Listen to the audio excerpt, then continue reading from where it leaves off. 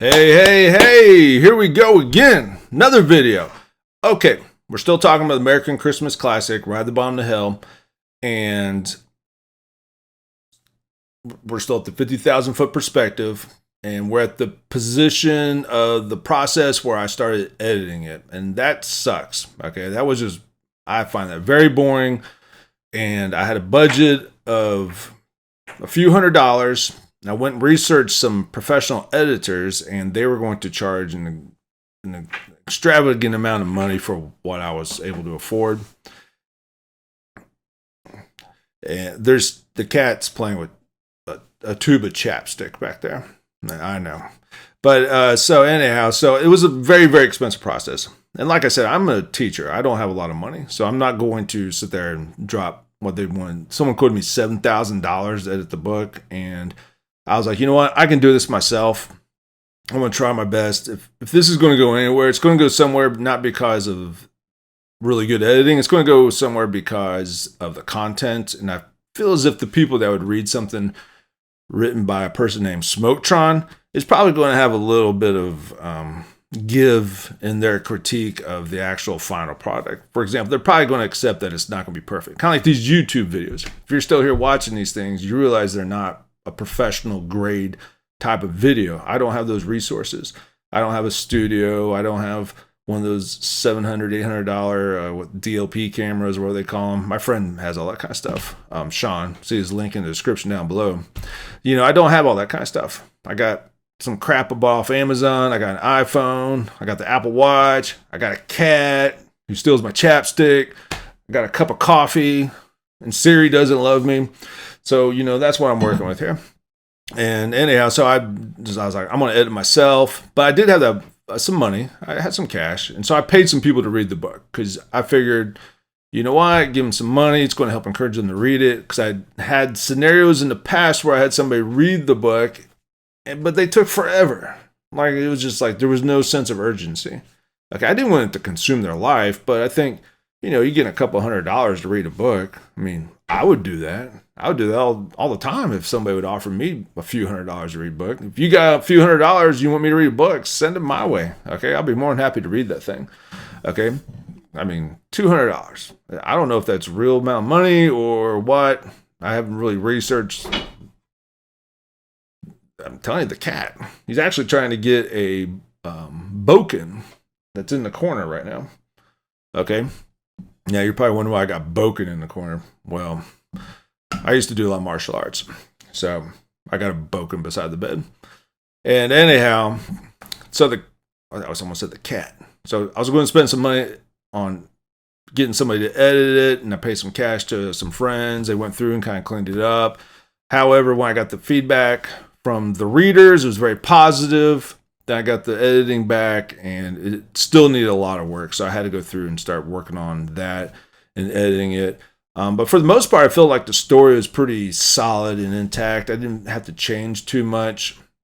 I did remove a lot of content because I went back through, and my goal was not to write anything that was like, you know, very derogatory or how there was a lot of profanity in the first version of the book. There's lots of profanity, and so I was like, I need to clean this up just because it felt like the right thing to do. Now, you're probably thinking, it's like, you should use as much profanity as you want. I was like, I agree, you should, to some degree where you have to have some sort of, you know, social constitution about how you speak or what you're putting out there. And plus, I think it actually kind of made the story better by not having so much profanity, because I didn't want the focus to be on, you know, all the explicit content, because I think that's going to take away from the actual value of the story. And I have a feeling that you'd probably agree with it as well.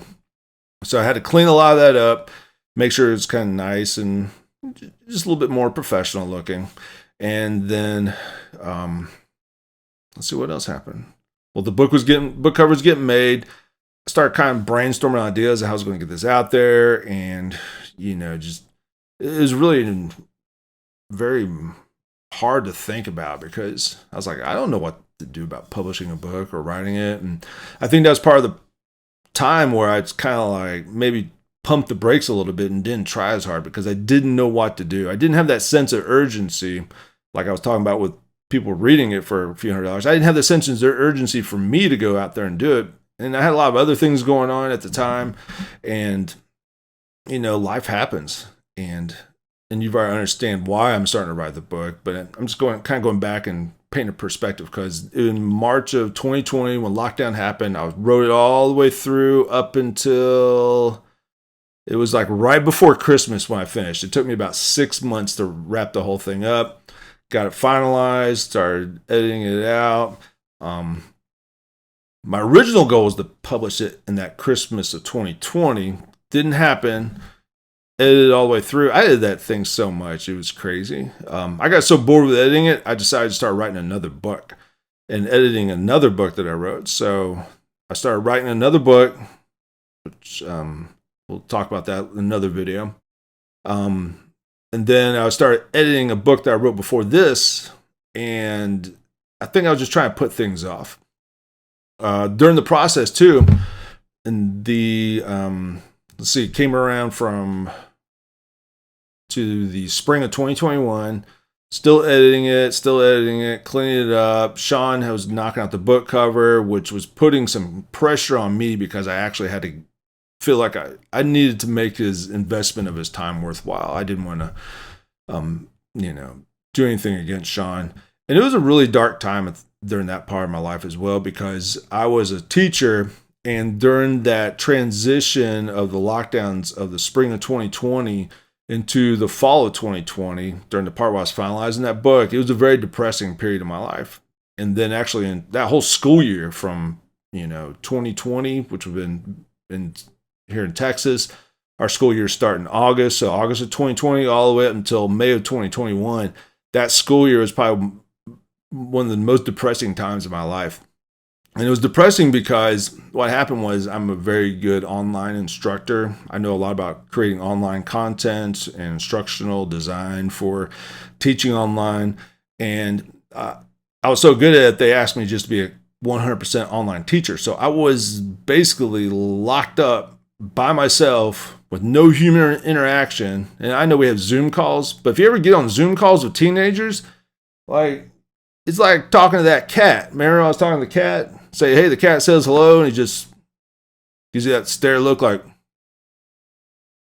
all right, that's what it's like being on Zoom with a bunch of teenagers, okay? You look at them, they're like, or they're just sitting there staring, or they're sitting there with their phone, and they're playing games, or the really smart ones I like, they'd put animated GIFs of themselves up there where they're looking at the screen. They're like, They look like they're taking notes and looking all smart. And they're like, oh yeah, but it's just a repeated video. They're not even there. They're probably, playing Call of Duty or something on the backside. Okay, so that was really depressing because I enjoy the human interaction. I'm a people person, and that's what makes these videos hard for me, is because I'm talking to a camera that's so unusual. And that was a depressing point in time in my life. I was wrapping up the book, not focused on completing it. I think I had some fear of actually trying to put it forward. Started writing another book, which I'm really glad I did do. That was something positive that kind of moved things forward.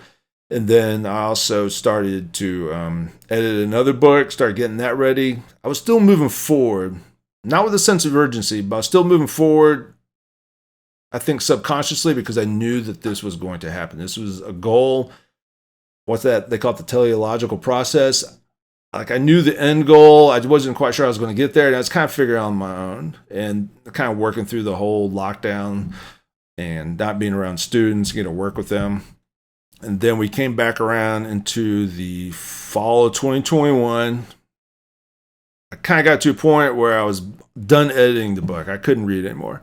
I actually had the whole thing memorized, which is pretty sad. And it got to the point where, it is when you read something so much, you know it inside and out.